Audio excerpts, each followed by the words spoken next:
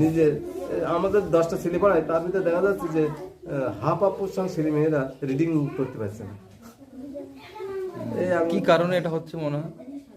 ঠিক ওদের পিছনে খাটা হচ্ছে না, ঠিক গাইড করা হচ্ছে না। স্কুলে কি সেই শিক্ষাটা ঠিকঠাকভাবে পাচ্ছে না বলে আপনার মনে হয়? এটাই একটা বড় সমস্যা হয়ে দাঁড়িয়েছে। আমার 100-এর উপরে ছাত্রছাত্রী একটা সেকশনে পড়াতে, তা পড়াবো কি শিখবে তারা?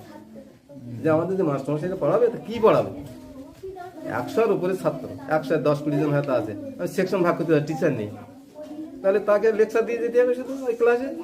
এইটাই তো কথা, তাছাড়া কিছু কাজ নেই। ওখানে তো মান তো কমে যাবেই, শিক্ষার মান। যে ছেলে মেয়ে নেবে, আর যারা নিচ্ছে না, তাদের আর ফিরে দেখার কেউ নেই। কিন্তু সেই দরিদ্র ছেলেমেয়েরা দরিদ্রই থেকে যাচ্ছে, তাদের ছেলেমেয়েরা ড্যামেজ হয়ে যাচ্ছে, পরিস্থিতি হালকা হয়ে যাচ্ছে সব দিকে। সেইটার জন্য প্রয়োজন স্কুলের শিক্ষক নিয়োগ যদি ঠিক